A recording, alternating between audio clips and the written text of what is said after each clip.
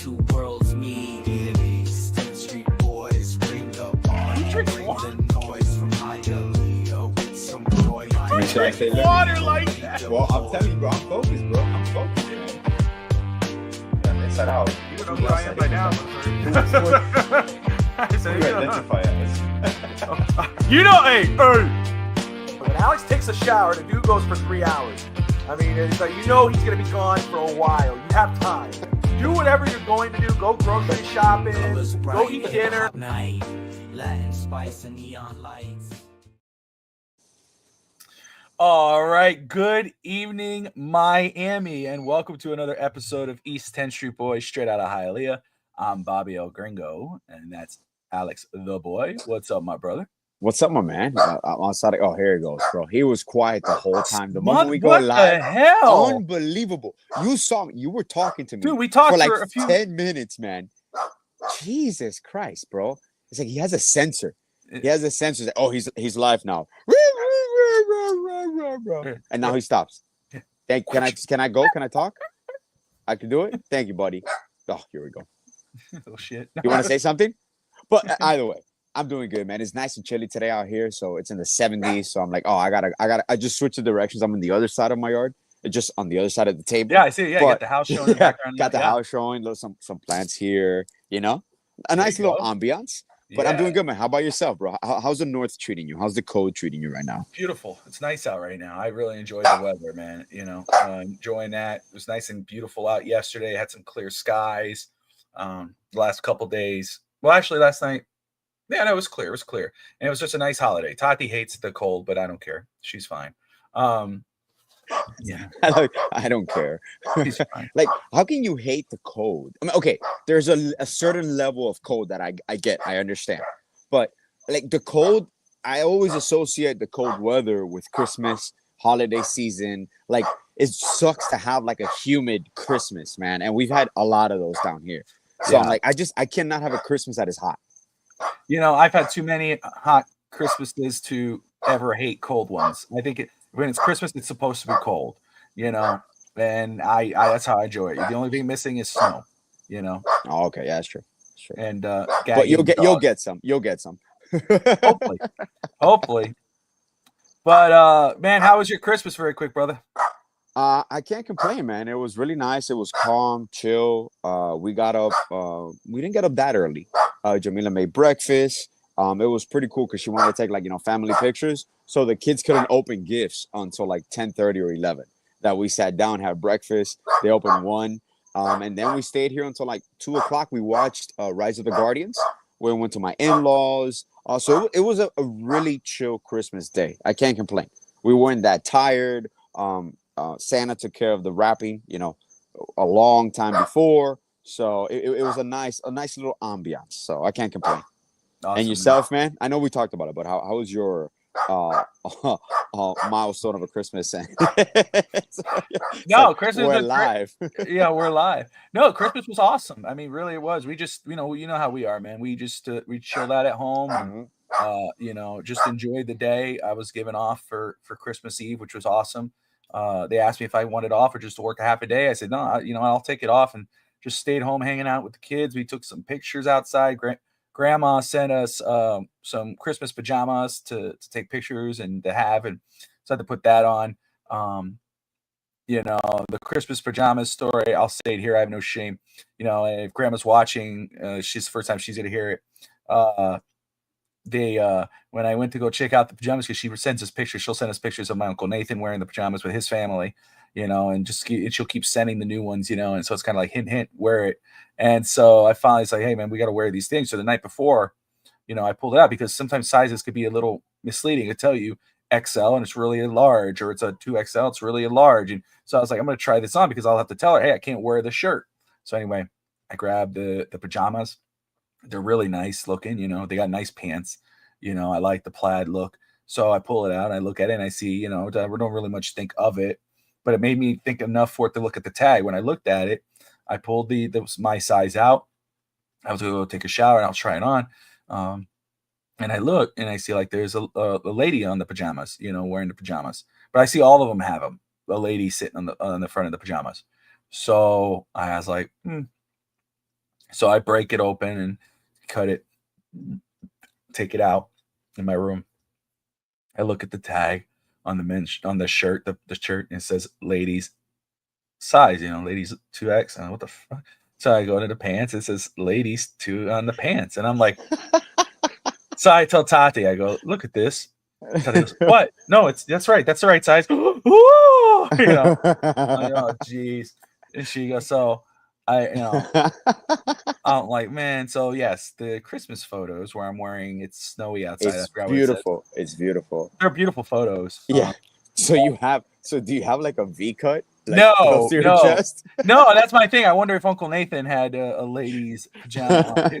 No, it fit actually really fine. The only thing was that it's short, so like I had to change my shirt after the pictures and like lean forward. Bro, it'll be like one of hot lesbians from Lefty. Bro, it would be priceless if the pajamas are like short on your pants and on your shirt, so like a little bit of the belly's hanging out in the bottom. No, like it wasn't that bad. Out. I think in the back it was more, but like that. But it wasn't like that in the front. I was okay. You should have taken a picture. You stretching and like exactly rising. It's so, like my hair. Tati's like, don't reach up. I was like, I know. So, yeah. Oh yeah, that was one of the funny moments. But they were actually beautiful photos. We got outside. That's good. I was happy. And yeah, your backyard is very scenic. A very scenic backyard for special occasions, especially when it's. I can imagine. Well, you've shown it to me when it's snowing and you still have the trees, the leaves falling out. Like you legit, it looks like a postcard. Yeah, dude, it's awesome back there. It's my favorite spot in the house, really. Is hanging out outside, just especially with the weather's like this, and we have basketball there. So Tristan's always playing ball, and play ball with him. He's getting a lot better. He's shooting further away. He's getting threes and the layups, and so I'm real proud of him there. Santa got him a new basketball for Christmas. He was very happy about that. Nice, yeah, nice. And it has NBA on it, so he's like, "What? Oh, it's legit. It's legit, bro." We played yesterday night. He got a victory because I told him, I said, okay, Dad, please let's play, because he'll just keep going until you finally do it. So I said, all right, play, but I'm going to tell you right now. I go, what do we do? It's 21 points, and then 22 is the winner. Yeah. I said, but you're not going to score not 1 point. I said, bet. Oh. He's bet. He's like, I get ball first. I go, let's go. So he goes to shoot. I block the shit out of him. I go, let's go, and and also I start 4-0. 6-0, and I shoot a 3, 8-0. The frustration starts building up. Yeah, he goes, yeah, but I'm allowed to call fouls. I go, what fouls are you gonna call? I can't foul you. He's fouling me, smacking the hell out of me because he's trying to get me physical. And then he finally scored. He scored like 4 points in that game, And I tell him, let's do 20 up to 24. He goes, why? You keep demolishing me? I go, yeah, demolishing you, bro. I didn't have 4 points. I said, all right. Oh no, I missed. But you got to teach them when they're young. You can't let them win all the time. You can't let them win all the time.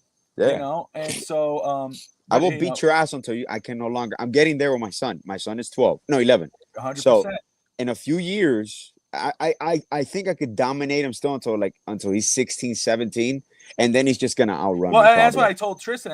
I said, he goes, "Oh, you're better than it." I said, "It's not that I'm better. Trust me." Yeah. I go, I know. I said, "You're way better than I was when I was your age." I said, "Once you've got grown to me, like you're saying, 16, 17. Yeah. You're gonna blow me out of the water. You're gonna murder me. Like I'll resort to my old man game. I'll be in the post. I'll get my footwork going. Boom. Ooh, boom. Elbow going in the up. Face. Yep. It's like, little pump fake. I'll find a way to win. Right, man. Contact. God, Get off me, son. Get off me. You don't even know, boy. You don't even know, boy. You don't even know, man. If I was 17 right now. So what did you get for Christmas? We know the kids got stuff. But did you get anything for Christmas on the holiday? What did I get for Christmas? Actually, my Christmas gift was earlier. Probably like early. Hold on. Dude. Oh, what? Wait a second. What? Hold on a second. No.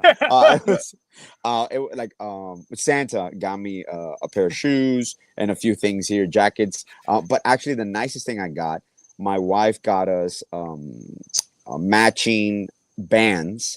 Like rebands of our wedding bands in solid black, it's a metal. I forgot the name of it right now, but it's really cool because for work and for sports I use the rubber ones, so that way like when I'm playing, I'm working, there's no like real like danger of it getting stuck or whatnot.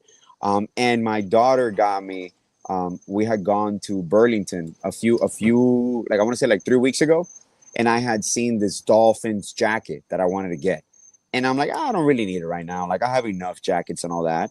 So she remembered, and Oh, she that's got me awesome. she got me that. So That's that awesome. was the best gift. That was the best gift, man. That's the best one. Yeah, Awesome, man. for sure. For Yeah, sure. I got this sweater here. Very simplistic, Nice. but nice. It's black, but it has the Oh, old and your favorite logo, your 90s That's right. logo. That's right. Tati came in the clutch, and then I got Boom. I really think it's the first time. Well, I haven't, but I have she got me a Hulk Hogan shirt, which is really cool. Oh, the Hulkster. Yeah, he's a Tank top or a shirt? no regular shirt, but okay. not Hulkamania, not Hollywood Hogan, but it's a real Just cool Hulkster or Hulkster. okay. Yeah, he's called like Got that. you. You know, he's kind Got of you. but it's like an artwork. You know, it's really cool. Got you. So yeah, but it was a good Christmas either way. You know, that's all that matters. It, you know, it's so funny, man, because it definitely comes with age. Now, like I don't like I genuinely I tell my wife this, and I don't need a gift. Like I don't want gifts. Like it's cool to receive it from our kids, and we're always gonna get them now. As the kids get older, you're gonna start getting more gifts from them. But like I genuinely like the holiday season to me is just enjoying it with the family. That's my best gift. Like hanging out, even if you're annoyed by 100 people running around, but it's still joyous. Yeah, it's you're like, oh gosh. No, I Tati and I have that debate because it's the other way because we were just worried about the kids, but I remember some of the stuff she wanted, you know, or she talked about, so I wrote it down. So Yeah. When I kind of said, hey, you know, just letting you know, it's nothing crazy, you know, but just letting you know. I didn't tell her whatever. Anybody I saw she was in the car, she goes, oh my God, I forgot your gift. I didn't get a gift. I was thinking about the gift. And I was like, oh, what? I started thinking, like, okay, well, she's like, she's the same way. She's like, we shouldn't worry about gifts. We should worry about just the kids. I was like, no, because one time she didn't get me a gift for Christmas, and I remember I got her something. She had to make up a whole lot of that for you. That's right. ABC double D. But and her father let her have it. So since then she's in. But she did this and she came in the clutch. So it's kind of cool. I was like, okay, that's cool. But it didn't matter. But what was really cool is just seeing the kids' faces. You know, getting up in the morning. Tristan woke up at 4. He didn't come bother us. He slept at 4 in the morning. We went to bed at 3 something because our I told you at least sick, and so we had a late night, and then so everything we weren't done until 3 something in the morning, and then we finally knocked out. And he was already by the time we got back from the hospital, he had woken back up. So we went in there, and I went in there, and I'm like, what are you doing? He goes, I didn't go out of the room. I was like, go to bed because he ain't coming. I said, Santa will not come if you don't go to bed. Yeah, that's right. RSV is bad. And he's like, okay. I said, don't come out of this room. Don't even think about it until you see the sunlight. Don't come out. He said, okay. Of course, he got up. So by the time we knocked out, and then about an hour later, he got up and he saw everything. But he ended up, I guess, he went to bed and he fell asleep on the couch. And then I guess he woke up again, asked for Vito for food. Vito cooked him some breakfast, and he knocked out again or some stuff like that. But either way, 9 o'clock, we were all up opening the gifts at that point. So it was a good Christmas. So skipping all that, there's a lot to talk about tonight, my man. So much to discuss. Right in your ballpark, of course, our ballpark, but stuff that you and I have not really talked about. We texted, but the Miami Heat. I mean, the Jimmy Butler shit will not die. I mean, Shams keeps pushing it. Jimmy's been committal about, I want to stay or whatever, which is fine. I mean, he doesn't owe anybody else. He's here. He's under contract.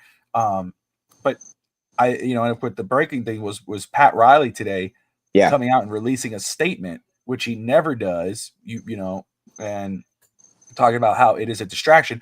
I think that's because Eric Spoelstra having to talk about it was the camel that broke the straw that broke the camel's back. For Spo to come out and just say, hey, we love him here, blah, blah, blah, was Pat Riley saying, okay, this is becoming a distraction. I need to say, we are not going to trade him. Yeah. We're not doing it. He probably put his name to it on the Heat side of it.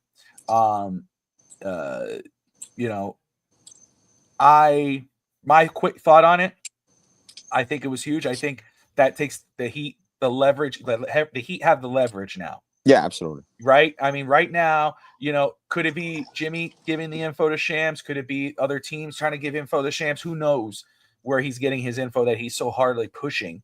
But But for the Heat to come out and say, no, we're not the ones looking at anything. You know, the media was pushing the Suns agenda. The Heat media was pushing the players' agenda. Oh, you know, Jimmy Butler wants these two teams. Oh, the Suns and the Warriors are the leaders. Oh, Bradley Beal, you have to give up his trade about him. Nobody's talking about, well, will the Heat take that deal? Will the Heat do this? Or the Heat? None of that. You hear it from everybody else. You hear about everybody else's perspective. So for Pat Riley to come out and finally say, hey, look, we're not trading Jimmy. That's not our goal right now, basically. And I think what that does now is squarely put the ball in everyone else's court. We already made our point known. Do I think that shuts the door on anybody calling? No.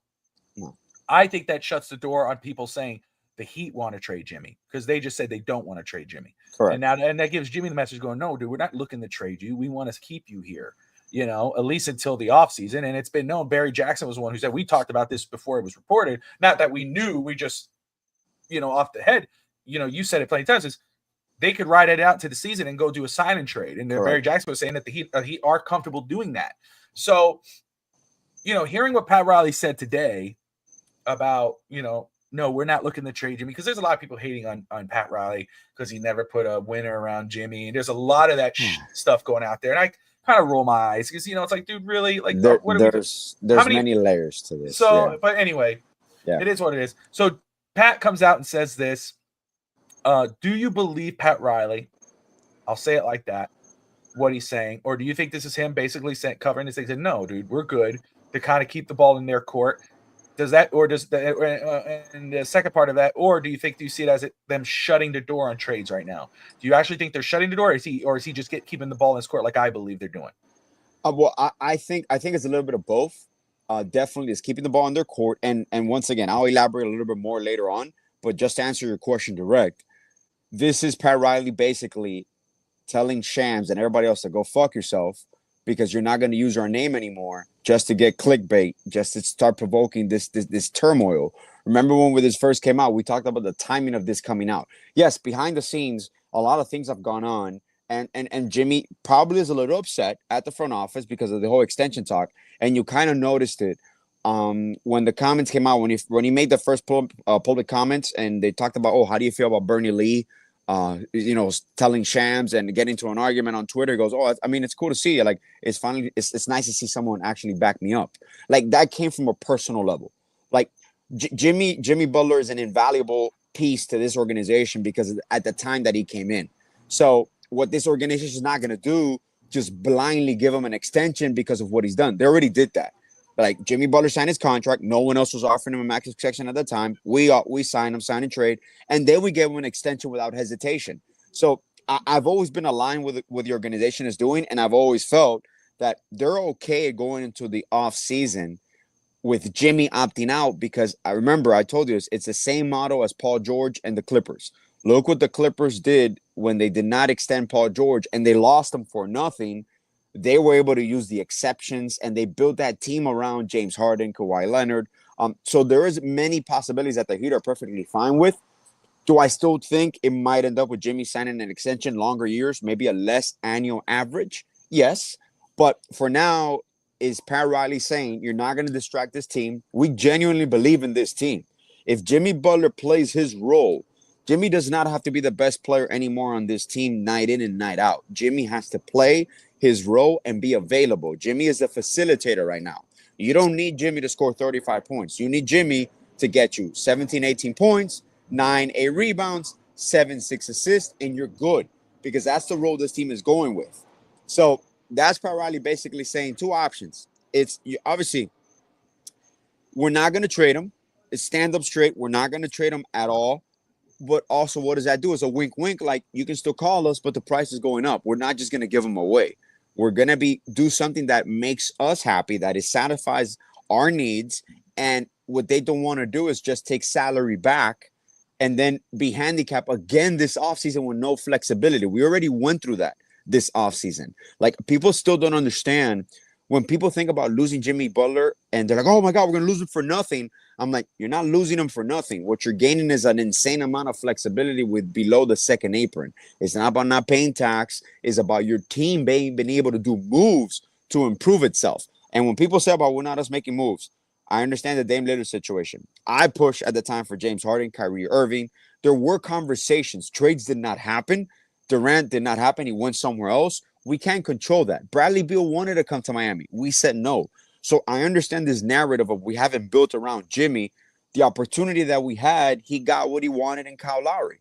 So they did go out and get it. And this team is way more talented right now than it was the past 2 years.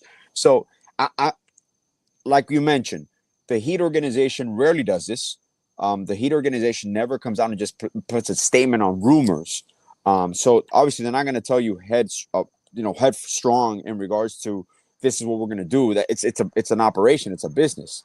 You're just not going to say I'm not going to do this and remove all leverage that you have. But at the precise moment in the time, due to the fact that they've known since the offseason that they're going to go into the next offseason with Jimmy Butler on the team, Jimmy Butler most likely 98% opting out of his contract. They understand that was the mode of operation. That was how they were going to operate this season. So this is your president of a team telling everybody else, mind your goddamn business. Let this team play. Stop talking to my coaches. Stop talking to my players. Stop being a distraction. Because, look, I understand they're professional athletes. I understand they're millionaires. I understand they have to do a job. That becomes a distraction. It happens to high school sports. It happens in college. It happens at the professional levels. When there is turmoil, a house divided cannot stand. There is a situation that you got to take care of. When there's rumors, you have to address it. And if you don't come right now and do what Pat Riley just did, which I love, release an official press release through the team public relations, Miami Heat press release. Pat Riley says, we will not trade Jimmy Butler. That's basically to everyone out there. Just stop it. You're not going to get us more for clickbait. We're not going to move him. Now it comes into question. You put the ball in Jimmy's court. Now, if he demands a trade or he requests a trade first, now it's a different ballgame.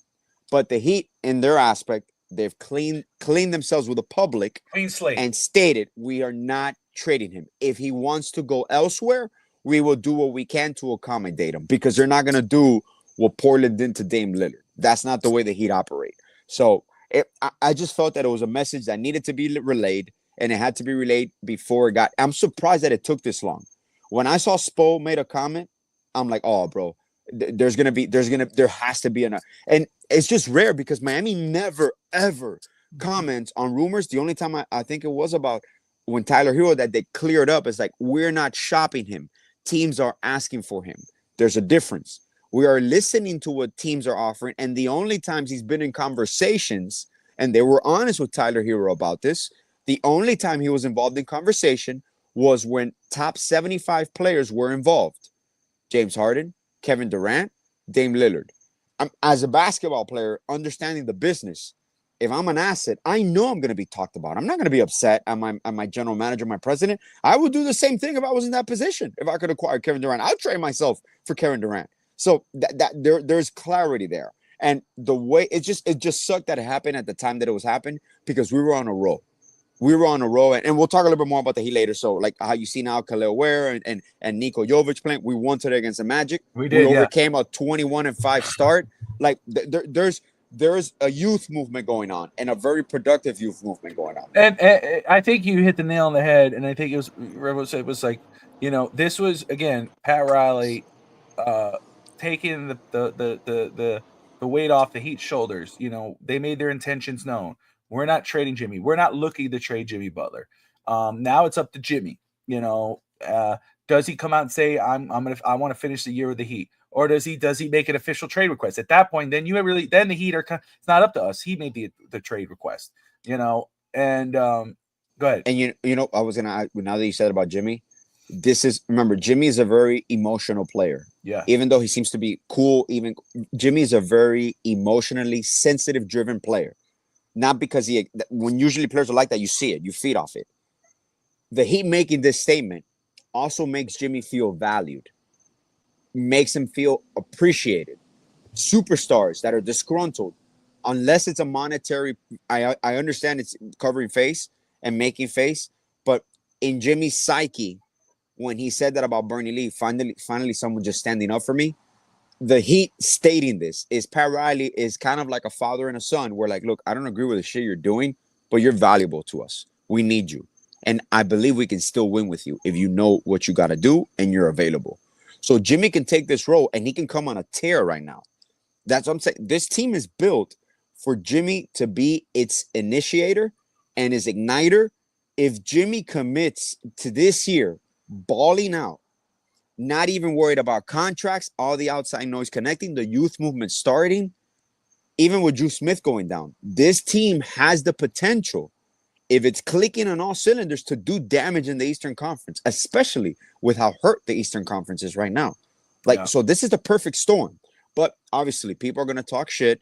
And now don't forget about this. The deadline is still a month away.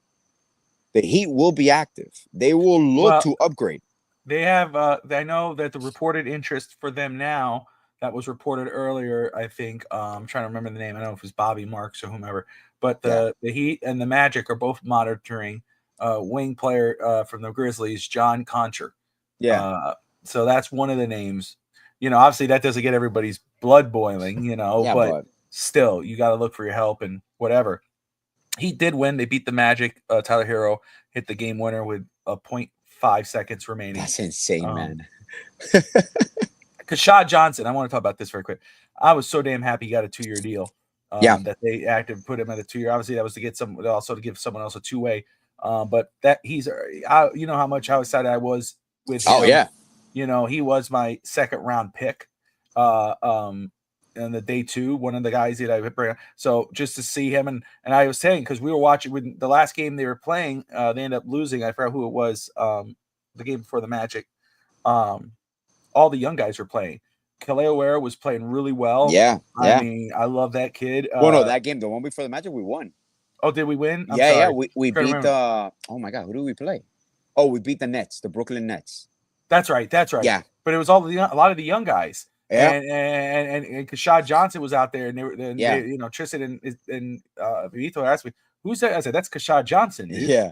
I said that kid's a stud. Watch next for him, year. man. Next year, you'll see him in a part of the regular rotation. But I mean, just to see him out there and if he can win that game speaks volumes. And I just love the Heat's young core, and that's why I think I love Jimmy Butler and I love what he's done for the Heat. And I'm not going to go as far to say the Heat did not do him justice.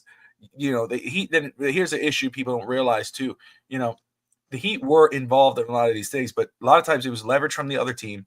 Yeah. And secondly, the Heat didn't really have the assets to go get one of these guys. Correct. Okay. Really, you could have traded Tyler and Duncan.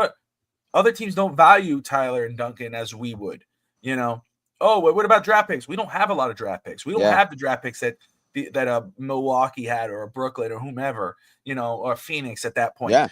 We don't have that. That's what people live in, this false reality. Oh, this is not NBA 2K where you could just go ahead and force a trade and Pat Riley. Oh, Pat Riley's sleeping. No. And don't tell me about Kyle Lowry. Kyle Lowry was a trade. He did go out and go in, and Jimmy wanted Kyle, and he went and got him. It didn't work. We've been to the finals twice. With rosters, and you go, okay, well, what about Terry Rozier? I mean, that's not some blockbuster, but it's a move. It is a move, and it was a decent move, and nobody seemed to hate it when it happened. The people are choosing to look the other way and go, oh, but they did go get a Kevin Durant. How are you going to go get a Kevin Durant? Let's be realistic. How are you going to do that unless you were planning on trading Bam Adebayo or Jimmy? Well, if you trade Bam Adebayo to get KD, now you have KD and Jimmy. You just lost Bam, though. Does that team win? Takes more than that to win, because look, Kevin Durant has not won an NBA final since leaving Golden State. So people need to stop hanging on to that and start looking at these other little deals. That's why, my thing is, I don't think the Heat failed Jimmy or Jimmy failed the Heat if it ends up being I think it was awesome. I wish it would have finished as a champion. Jimmy showed what he was in the NBA and how important he is. He is an MVP type player for what he was able, because he made the Heat what they are, and then this stretch. Yeah. But at the same time, I don't hate the idea of exploring a trade market, or saying, let's say, no, we're not looking to trade him. Now the Heat have the leverage. The Heat say, okay, in order to get me and want to trade him, first he has to demand a trade request, and you have to give me an offer I can't refuse. You got to godfather me. I think it's a smart move by Miami. If Miami ends up moving Jimmy, I hope it's for assets. We don't need a Bradley Beal. I'm No, okay no. with young guns. I'm okay with if they, I don't want to say Marlins because I know that's a bad word, but I'm okay with getting a couple good young players to develop, or and draft picks. Definitely bring us some draft picks. So that way you set yourself up for the future. Because if you look at the players you drafted, Khalil Ware, even Hero, but you look at Ware, you look at Jaquez, you look at Jovic, you look at these guys, and you're like, damn, dude, we've kind of hit over and over and over, or at Yeah. least get guys with potential. Holy Yeah. crap, maybe we should build this team from the ground up. Let's stop trying to chase all these whales. What? Let's draft a whale. So I'm cool with Jimmy staying. I love Jimmy, but I don't hate if they Yeah. want to move him. And I'm happy with Pat Riley coming out and saying, because now it's like, hey, Jimmy, now the ball's in your court. And now Shams needs to shut up or come out and say, okay, Yeah. it's not the Heat, it's Jimmy. So you know what I mean? Like now it's off Yeah. of Pat Riley. And now Coach Spo doesn't have to say, because, hey, the Heat spoke. We want him to hear. Yeah. Yeah. No, and Spo was the first one to say it, even Yeah, he before the was. press release. Yeah. And then I think that's why Pat Riley said so, because that's what's kind of like, okay, now yeah, it's a they're distraction. all Like together. Coach- Remember, they have one voice. So you knew when Spo was talking about it, you knew there was something official coming out, because it just gets to a point where you can ignore. It's true. Like if you don't engage, I understand it's kind of like not giving validity to what's being said. But when it starts spreading like wildfire, there comes a point that you have to stop it. And you're like, look, we don't, that's why they prefaced it. We don't usually do this. We never do this. But due to the nature of this, we have to come out and say it. And people just don't understand the way these cap regulations are now, with the new apron, the new repercussions that are not only financial. It affects you, what you can do trade wise. For example, the Phoenix Suns, they want to acquire Jimmy Butler. They cannot aggregate players to acquire Jimmy Butler. So a Jimmy Butler trade either has to be a 3 or 4 team trade, or has to be a straight up trade, like a Bradley Beal for Jimmy. Why? Because they're above the second apron. That's one of the limitations. They don't have exceptions. Like I think they have like a biannual, I think, and that's it. Like I actually got to read the notations for all the aprons, but it limits you. So the fact that Jimmy is not willing to sign an extension with anybody, that automatically across the board limits the assets people will give you, because they're at a risk of losing him for nothing themselves. So no one is going to give you a young gun. They're going to match salaries. They're going to match. They're going to give you certain compensation. But the only way Jimmy Butler right now, if he's traded before the deadline, which I do not believe he will be, I believe this situation will be resolved in the offseason one way or the other. But if he is traded, the only way you get major assets back if Jimmy agrees to an extension with the team that is trading for him. That's the only way this is going to happen. And are there some offers that are enticing? I still look at Houston's offer. I like Houston's offer because it's all young guys. Potential offer. Yeah. Potential offer, correct. There's other things that I'm just not in the business of taking salary back. That's going to handicap me this year coming up again, when I could have had the flexibility. In hindsight, what people don't realize, the Kyle Lowry trade for Terry Rozier. We traded a first and Kyle for Terry Rozier instead of letting Kyle's contract expire. Kyle contract expire this season. We would have had some space for exception money. We could have maneuvered around this offseason. Do you remember this offseason, how people are like, what are they going to do? Why he can't do anything? Because they don't understand what being limited does to you. And I'm like, I don't think you guys realize this. I understand Jimmy Butler's Jimmy Butler. I know he's 36 years old. He's on the older side. A team with a 36-year-old being your highest paid player or your best player is not going to win in this league. You see it across the board. It's happening in Golden State with Curry. It's happening in the Lakers with LeBron. It just doesn't work anymore. There's too much parity in this league. Yeah. The only teams that are going to be able to go, hey, OKC. OKC will probably be a second apron team. But why? Because they're going to extend their whole young nucleus. Like, those are the way teams are being built now. Look what Orlando has done. Look what Cleveland has done. Like, Cleveland is the rare one that actually acquired another piece in Donovan Mitchell. Every team right now, people do not understand this.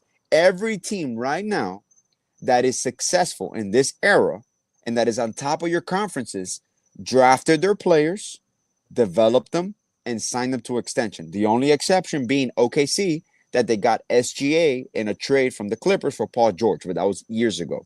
So everybody else, They've drafted their players. They signed extensions. And like I said, Cleveland acquiring Donovan Mitchell. That's the new way in the NBA. That's the way it's going to be successful. That's why. And there's a difference in philosophy. The Heat value assets more now, believe it or not, even second rounders. They're going to value it because they know what they can do with them. Yeah. Well, and it's a revolving door. Remember in the offseason, I brought that point up earlier, but yeah, I was talking to you when I started coming to that realization, and it's like, oh, why the Heat didn't get Damian Lillard? Why haven't they got this guy? Why aren't they when you got to come to the realization is that teams don't value what we have than we do. Duncan's and the Tylers and whatever. And you know what? Sometimes, like you bring it up all the time, blessing in disguise. You know, and we brought this up, and when I talked about it, I said, you know what our additions are going to be? Oh, you didn't go to trade nobody. You didn't do this. You did that. You're discounting our draft picks. Yeah. You know, you're not really thinking about our draft picks as possible game changers. And yeah, some of these guys. Well, you know, Khalil Ware. You know, he's a raw prospect. He has a lot of upside. Yeah. You send him down to the G League, let him learn a little bit, then you bring him back. But hey, what about Pell Larson? Look what he's done in the rotation. Two rotational pieces, Bob. They drafted 2 rotational pieces the same year. That's right. And that's my thing. It's like you're not counting that. And you're really not looking past that. Oh, but Pat Riley's sleeping at the wheel. Why? Because he didn't get a KD? And what fantasy world would you take? You would say, okay, I have Kevin Durant, a top 5 player, top 10 player, whatever he is right now. You got Kevin Durant. I'm going to, go ahead and give me Tyler Hero and Duncan Robinson and, a protected first-round pick from like 2-3 years from now. Yeah.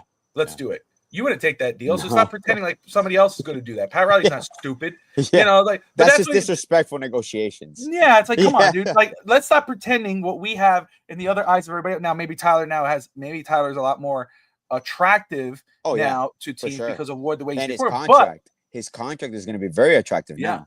But the sense is, it's like we just have to be realistic with expectations. You know, this guy's available. He put the Heat as a team. Okay, so is that team going to value our players? You know, what do they want? Why are we entertaining this? That's what I was saying. When I think of a Jimmy trade, I'm not thinking, oh, let's get Bradley Beal. First off, no. You're handicapping yourself, and Bradley Beal is not Jimmy, and he's not gonna lift you. He doesn't move the needle for you. You know, I would rather, you know, now you're talking about, you say, like, for instance, Houston, right? Jabari Smith, those guys there, like, that's intriguing to me. But if you're looking at Golden State, we talked about it, Kuminga, Andrew Wiggins, multiple draft picks. Another team that I would be interested, not hating, because they said they'll keep everybody but 2. Oh, they'll trade everybody but 2. Oh, the Pelicans. New Orleans Pelicans. Yeah. You know, but you know, the contracts are there, but there are 2 young guys there that should be superstars in this league or could be. Zion Williamson. I wouldn't hate that in a potential deal, or Brandon Ingram. It's going to be a crazy deadline. It's really going to be an insane deadline because so many teams can change the landscape of the league. If the Pelicans get rid of, move from Ingram and Williamson, that can reshape like the whole Western Conference. It could. And so, like, that's why I'm like, that's a team that I haven't heard in the circle of Jimmy Butler, but I would not hate for that move. Like, if you were to tell me, hey, we traded Jimmy and we got Zion Williamson and some draft picks or whatever, I would be happy because, again, even though you're thinking about a contract, it's still, he's a younger player. He's the number 1 overall pick. He has so much upside, and you put him in a Heat uniform with that conditioning and getting the best coaching and veteran players in that culture all day. The only way Zion will succeed in the league is if he's with the Spurs or Miami. He needs structure. He needs to lose at least 30 pounds. He needs to take care of himself. And unfortunately, in the situation that he's in, there's no real possibility for him to do that. If he's checked out mentally. That's what he's checked out, you know. And that might be a move where Miami says, you know, well, then you have a leverage because you're like, you know, I really want to move from this guy. Okay, well, we're not going to give you we'll give you one thing and that's it. You know, you got to give us the draft picks. But at the same time, do you want to deal with that right now when you got guys? But, you know, the great thing about the Heat is that their players hold each other accountable. Bam wouldn't let that shit slide. UD is retired. He wouldn't let that slide. He's still Alonzo, not going to let that. Spo, not going to let that slide. So, anyway, I'm cool with it. Does it close the door? No, it doesn't close the door on Jimmy being traded. Does it get the monkey off the Heat's back? Yes, it does. Now the ball's in Jimmy's court. Jimmy has to either come out and say, no, I do not want to be traded, or yes, I do want to be traded. I've informally requested trade. If not, we're waiting until the off season, and that's fine. And at that point, no, you don't lose for Jimmy for nothing. You could possibly look at a trade, at a sign and trade, as Alex has brought up. Yeah. But at the same time, though, that's not bad either. If you don't do it, it's not bad, man. Because you lose that number, that money, and now you saved all that money, and now you have a little more leverage or more flexibility. Yeah, just look at the Clippers. Look at the Clippers, what they were able to do with what they did not pay Paul George. That's what the Clippers did, and they're 17-13 right now, and and Kawhi hasn't played, so that's another. Well, look, Jimmy hasn't played a lot either, and look what the Heat are doing. Yeah, I know they lost a couple close games, and Tristan goes, "That's not Tyler Hero, he's Tyler Villain." But tell Tristan to watch now. Khalil Ware and Jovic play together in that second unit. Yeah, he loves Pele them. Larson. Pele didn't play today. I'm surprised by that. I think he had an injury or something. But Pele is going to be a regular in that rotation. Alec Burks stepped up huge today. Like, he gave him some really good minutes. The other night too. Alex Burks had a good game the other night, or had some good plays.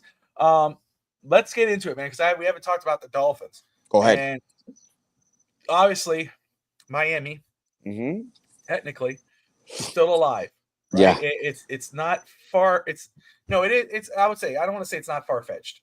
Yeah, realistically, it is, right? It is. Miami has to win the next 2 games, and they're both in Cleveland and New York. We know the temperature issue. Yeah, but let's take that. They're winnable. They're winnable. Those are definitely winnable games, no doubt, right? I mean, but we should win. We should win those games.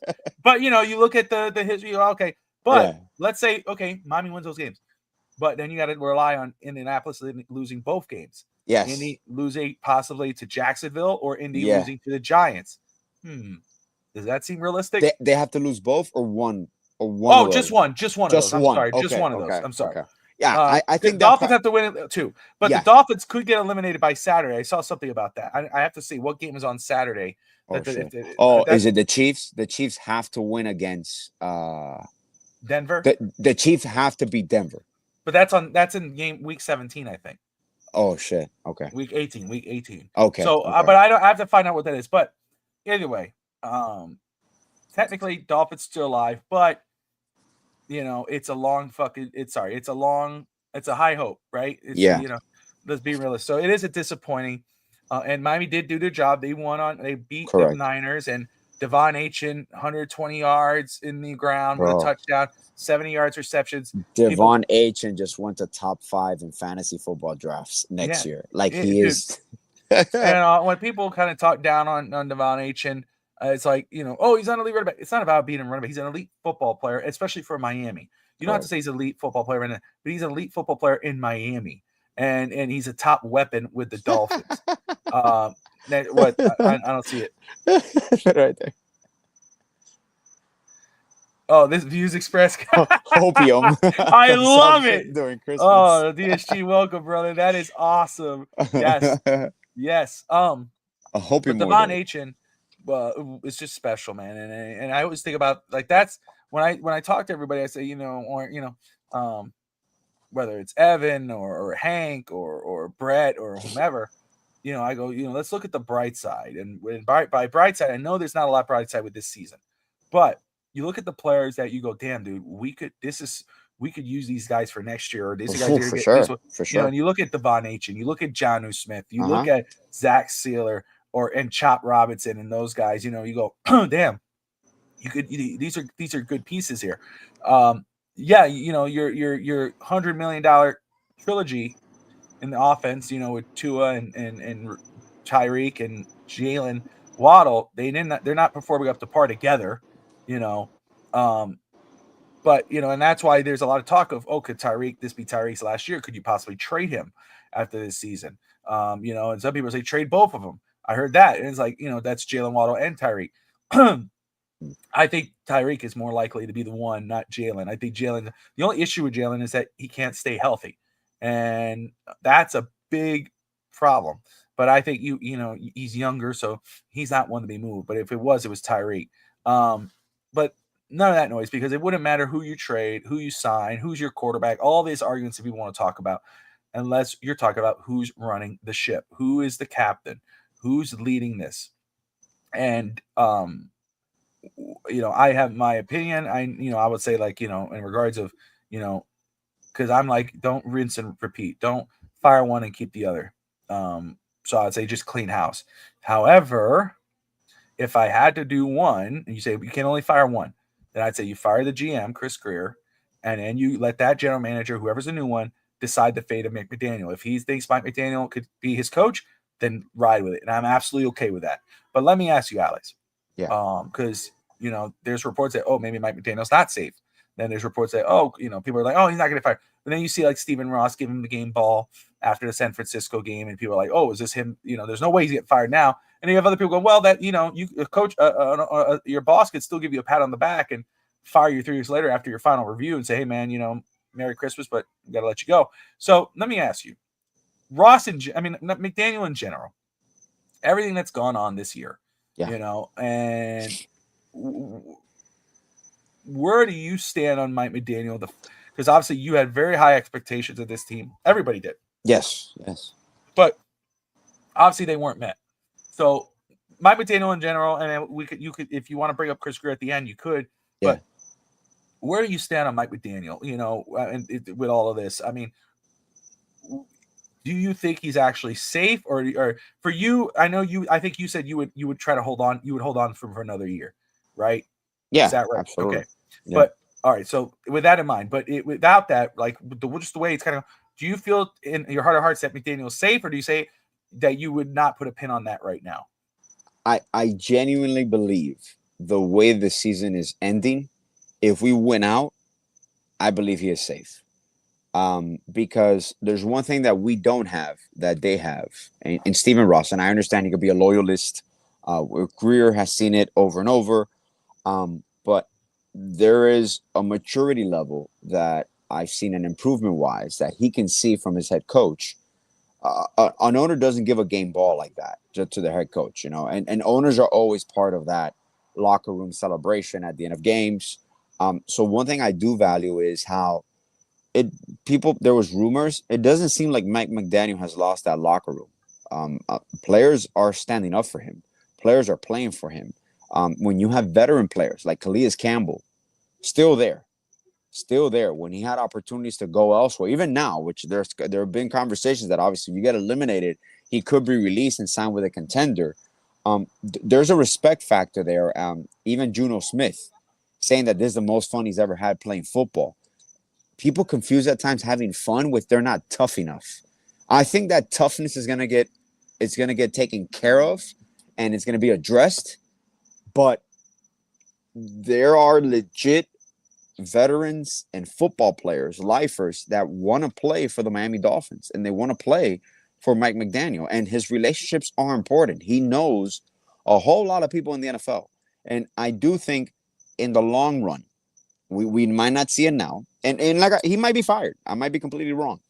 But in the long run, you sometimes, with young coaches, you have to live through their growing pains, because everybody advances and matures at a different rate in a profession. And I believe he has the right mindset to be a leader of men. And the way, how I see it is because this team could have folded a long time ago. And I understand, we're beating sub 500 teams that we should be beating, but they're still challenging. And we weren't out of the Texans game still. Like we've been in competitive games. Even when we lost to Buffalo, when we lost to Arizona, you're realistically, I know we're playing the what if game, but we are a concussion and 3 games away from possibly having 11 wins already right now. So like we're talking about a different ball game here. And I've analyzed it not as a homer, but I've actually sat down and analyzed the season. And like I said, I still don't give excuses because of injuries, because I believe the worst thing they did, that you've said over and over and over again, they did not take care of the backup, the QB2 position. They did not have a proper backup in place. So that was definitely mismanaged. That you can say is a fireable offense, because you can't have a team this loaded in talent with your number one, the highest paid player in the building, having a concussion concern and not have the proper backup in place in the given case that he's going to miss multiple weeks. So I believe that's never going to happen again. Whether Greer is here or not, that's another story. But I do believe Ross sees, and his daughter as well, because when an owner starts selling part of his team, and he sold, I think, 10% of the Dolphins and the stadium and all that, to the Nets owner, to another owner as well. Whenever you start seeing that, there's other voices also in place. Obviously, Ross still being the general partner, making the decisions, but I do feel that they're gonna let McDaniel grow even another year. Obviously, if next year we fall flat on our face and we got another subpar season, he's absolutely gone. But I do think that, aside from, I know the Tyreek situation about these drops, it's a little abnormal to see him. I understand he has a wrist injury and he hasn't wanted to get surgery. I don't know how much that is affecting him. And the fact that he's not practicing as much, probably because of it, that's something that came up in conversation, which I was taken back to. Because I've always known about veteran load management in practice, but you still get reps. So it can be really a timing issue. Like, you can't be this deep in the season and not getting reps with your quarterback. That's impossible. Yep. So that part to me was like, I'm like, oh, is that a player decision? Is that a coach decision? Is there a reason? Look, we've had players that we've had to maintain because of knee issues, that they don't practice as much, but they're there through the walkthroughs. We go over in team meetings, and then they get their playing time. So the players have that understanding. But I was taken a little bit aback by that as a coach. I'm like, whoa, there has to be a reason for it. But I do think, in the grand scope of things, that I think McDaniel's going to get another year. Aside from the contract extension, because coaches get fired no matter what. Yeah, that's right. Yeah. But I do think Ross sees something in him, that he sees the progress, and he values him as a leader for his franchise as well, not only as a football, but as a man. So I think that alone is going to grant him the opportunity to continue to mature, and we'll see what we do. No, I don't think, I think you're hitting the nails on the head in regards of the coach. And, I could see where, DSG Label says here, fire GM, remove play calling duties from head coach and tell coach to win now, it's over. I could see where Ross says, hey, we're going to roll with you another year and we'll see how it goes out. And that's when, usually that mid-season firing goes down if it doesn't fall out. But I could see McDaniel surviving after this season. Yeah. He's to the fans, the honeymoon may be over, but obviously when you work with somebody every day, Ross obviously does enjoy McDaniel and probably his personality, and sees him as a young guy up becoming, learning, and, going through the growing pains or whatever you want to call it. And he may just want to say to move on. Now, Chris Greer is a different story. I don't think Chris Greer should survive this season, or this offseason. Doesn't mean he won't. I don't think he should. If you're gonna fire, if you had to fire one, you definitely should fire him. If you want to decide to keep McDaniel, and you do say to the new GM, hey, you have that opportunity. Meet McDaniel. Do you like him? Great. If not, we'll move forward, and that, it's your decision. Let him have that ability. But Greer, I think, should be removed, and for all the reasons you talked about in regards of, you trade a lot of assets, draft picks.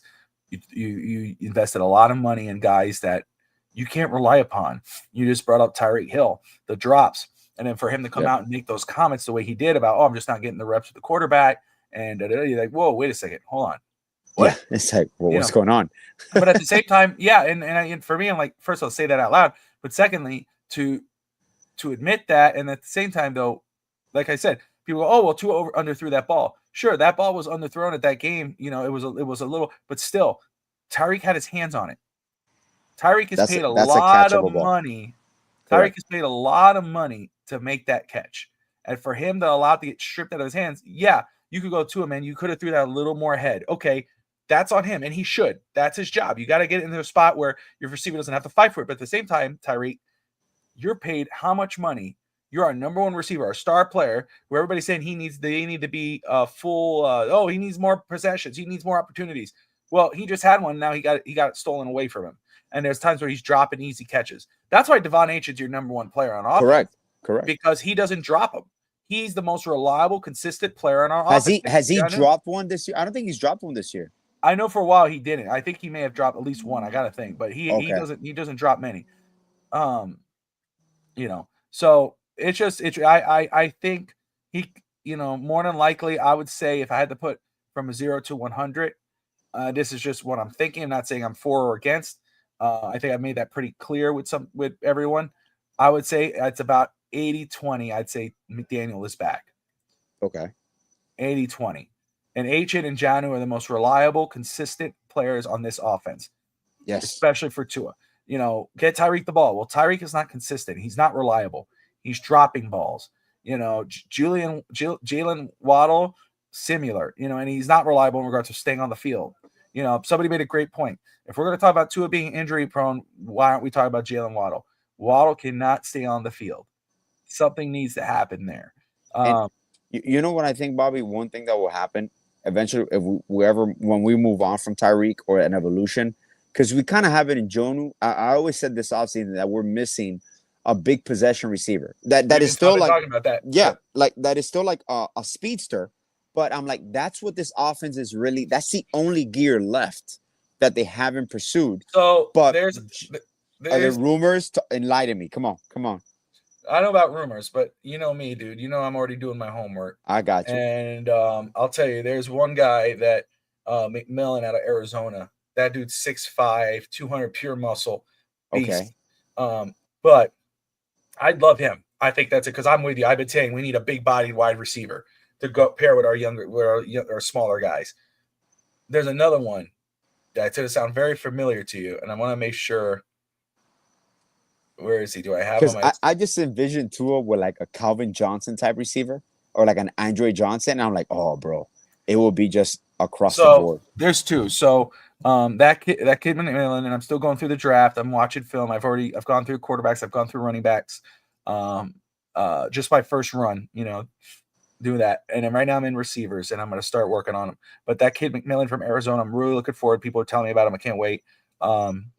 And then there's a guy who plays wide receiver and tight end who's 6'5", who's a monster of a man. His dad played for Miami.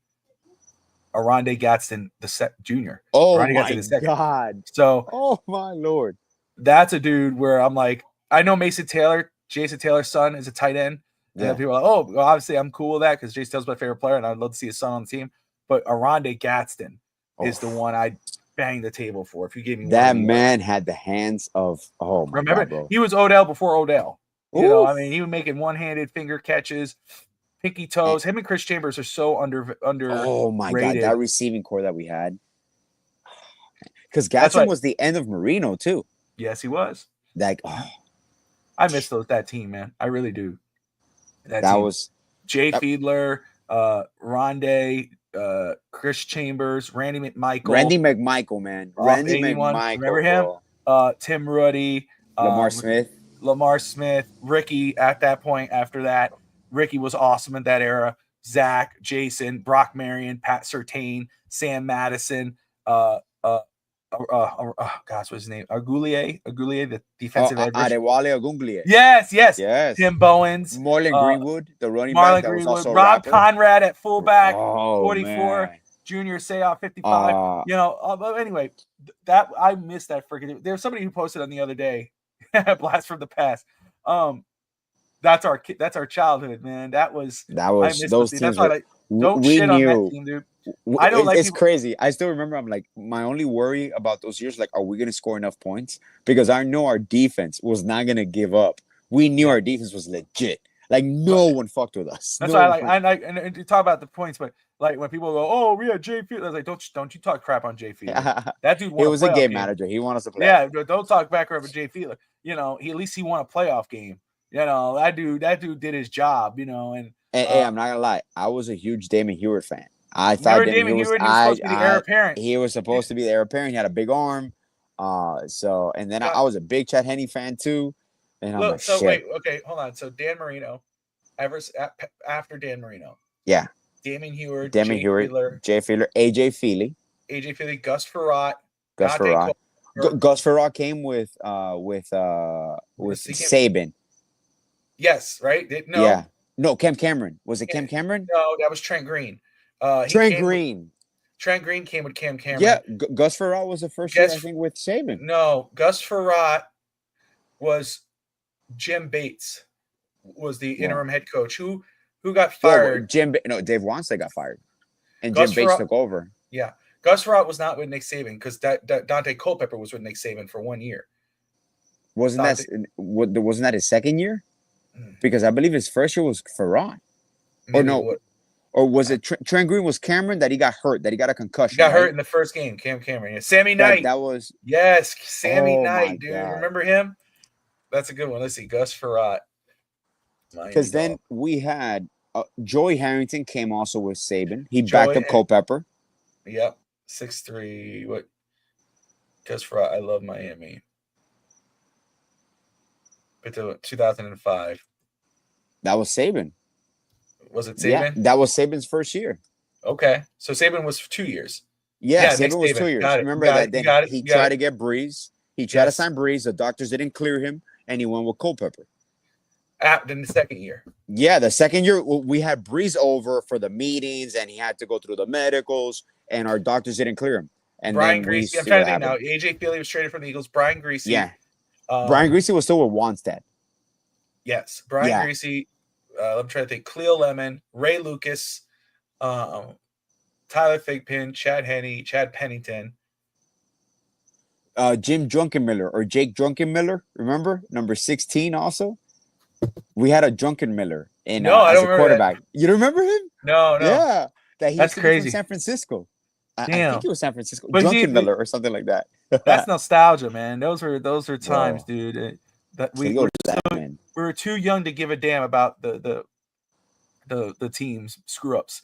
We just loved players and we just wanted to watch the game. And John Beck, John Beck, Pat White. Oh man. Oh, Chad Pennington. We can't forget Chad Pennington was the number one. Like, yeah, we thought, AJ Touchy Feely used to crap me up. Chris Berman. Touchy Feely. I remember when AJ Feely first showed up, we traded for him on Monday Night Football. He had the orange jersey on, which I love those. I love those. I just right here, I just my favorite logo. I don't give a damn. Everybody talk about that other one. This is my one. I don't give a damn. I don't give a shit. The Marcus Vick, remember that? Oh my gosh, Marcus Vick. But AJ Feely, I remember when we saw him on Monday Night Football and he was wearing his uniform number 7, and he was wearing. My brother goes, Nicky was like, "That's an NFL quarterback, man. He's gonna be great." And then of course, But those were the times, dude. But Gus Farrat, I like Gus Farrat. He came from Minnesota. I was excited about Trent Green. I hate the way that ended because I was really hyped on Trent Green. What because he was at that time in Kansas City, right? Came out of Kansas City, yeah. Who took over in Kansas City? Yeah, but who took over in Kansas City that they moved? That he just moved on from them. It was another like a young guy taking over for a veteran. Was it Castle? I don't know. Maybe it was Matt Castle. That's when he got traded from the Chiefs, from the Patriots. No, because because Miami, that was Cam Cameron. Matt Castle was not playing he was still with the Patriots because Chad Pennington was the Dolphins quarterback when Castle was the Patriots because Tom Brady got injured.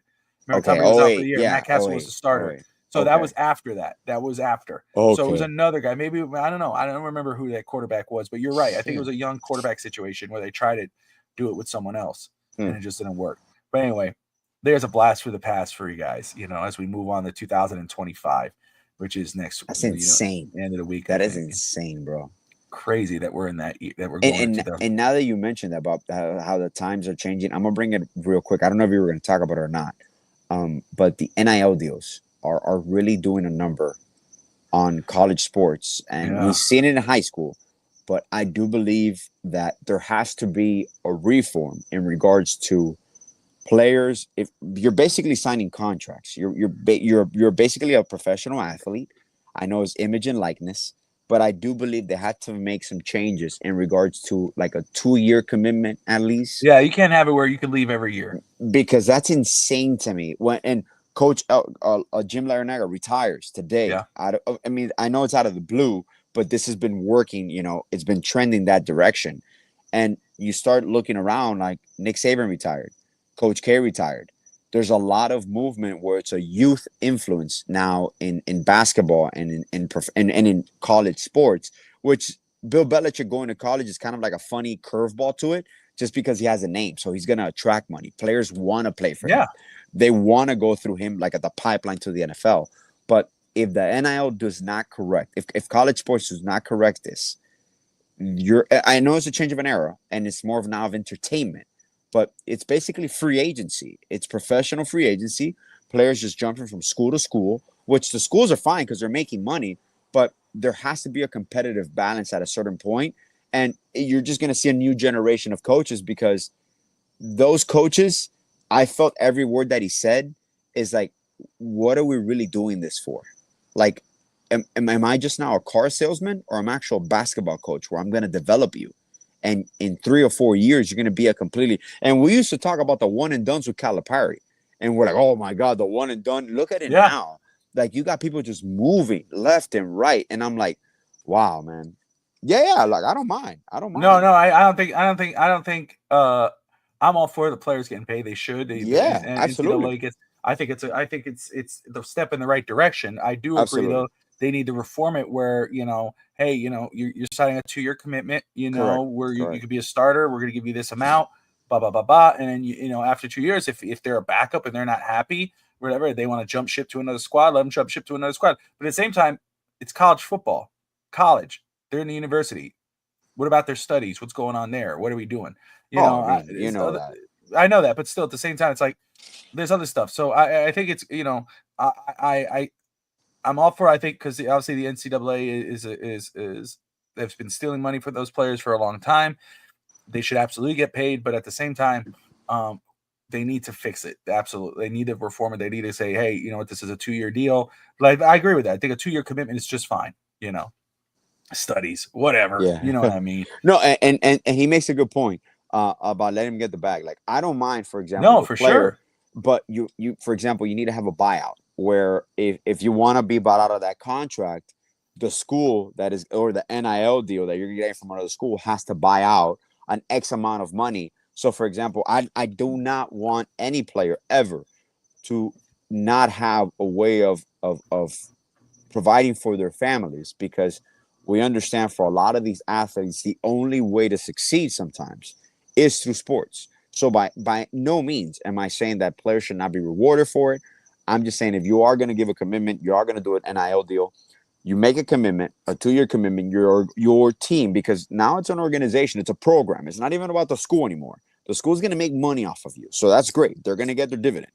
But the program needs stability to grow. That's what people are not realizing this. When you recruit players, it's not only time invested in them, in their families, but you are recruiting a culture. So when you have to do this year in and year out, it does not work unless you have an insane amount of money that you can buy the best talent and basically become a traveling AAU team where you're just collecting talent, but you're still not building a culture because you're not really developing players. You're getting players for a year and they're going to go right to the NBA draft. Do you think Colin Flagg is going to stay in Duke for 2 years? No, man. He's declaring next year. He's gone. So it's the one and dones of the Caliparis, but you need to have, I think absolutely. Of course, that's 100%. It's the private. It's not a public. It's not like the school is funding the money. They have, it's like a booster club. Imagine, Bob. That's what the schools are doing. It's a booster club, and the NIL deals are done through these boosters, and it's just an official contract with the player, image and likeness. So it's not like the contract language is me insane, man. I would love to get my hands on one of those NIL deals just to see the language of that, because it must be completely berserk. Because you could get up and leave at any moment. It's basically a 1-year deal. It's a 1-year deal. Exactly what it is. Anyway, we're about an hour and almost 10 minutes in. It is New Year's. Well, it's about to be New Year's. Excuse me. A few days. Still tired. You're from like yesterday. way ahead. Yeah, you're like, yeah. Sorry, it's 2026. What? Sorry, kids are all teen. What? No. Well, but I know last week we did something, a lot of fun. We did something that was fun for everybody, and but which was the conspiracy theories and the I want to do that again. We'll do that on next week's episode. Okay. We'll also talk New Year's, but we're going to talk that. I definitely want to do that, but I know it's Alex and I have been running all over the place doing our thing. So we'll see what goes on with Jimmy Butler. He made their things known. They're not looking to move him. They said, we're not trading Jimmy. We'll see what Jimmy says about that. Dolphins, we believe that Mike McDaniel, I gave it 70-20 that he could be back, or 80-20. Alex believes he will be back. Chris Greer is a different beast. They play the Cleveland Browns in Cleveland coming up this week. If Miami wins, they have to win, and then they have to rely on the Indianapolis losing at least one game, or I think one of those two teams have to lose out, Denver or whomever. I think that's still the goal. So hopefully when Alex and I sit down, we're talking still that Miami's still alive, or we're saying, okay, let's blow this shit up. It's over.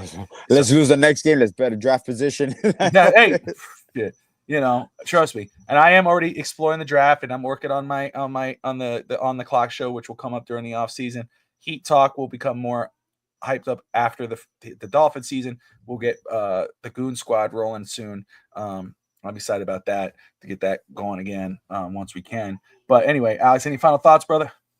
No, you pretty much summed it up, man. Just be patient, guys. Enjoy the festivities. Enjoy happy holidays for everyone Safe out holiday. there. Safe New Very Year. important. It's kind of crazy. Like we'll be talking about when will we talking about? We'll be talking next year because the second it won't be on. Or wait a second, Wednesday. So.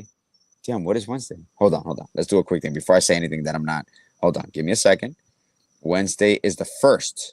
Oh yeah, so we'll probably meet next Thursday, maybe the 2nd. Yeah, we'll see. We'll talk about it. But either way, we'll be talking about the next year. So that's right. We'll talk next year. Yeah. It's a recollection not only of the growth and like I said, in honor of our listeners too, the dedication that you did this year, the way the network grew, the audience, the interaction, the family that we built, the atmosphere that you've built in this network.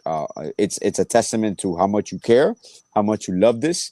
And once again, in regards to, I know it's the end of year, but with Ralphie Boy, what he kind of was instrumental in kind of igniting this for you and making you follow your dream.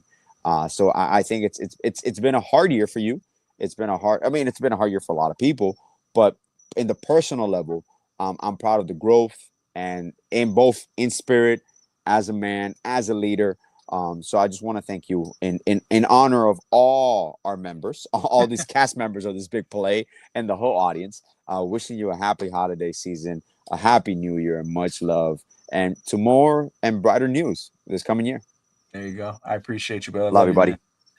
All right, guys. I appreciate you all. Thank you all for tuning in. We will see you soon. Of course, you'll see me around. You got Fitz Talk today on Saturday. Fish Tank will be live from Key West. You got No Holds Barred later that evening.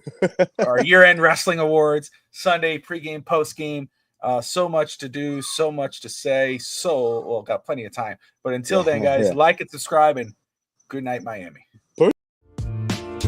Yo, Gringos in the house. Straight out of Hialeah, no doubt. East 10th Street where we play out. Here we bring the Miami crowd. Alex, the boy with the D. Step into rhythm, feel the heat. Street vibes mixing with the Latin tree. In our flow, the two worlds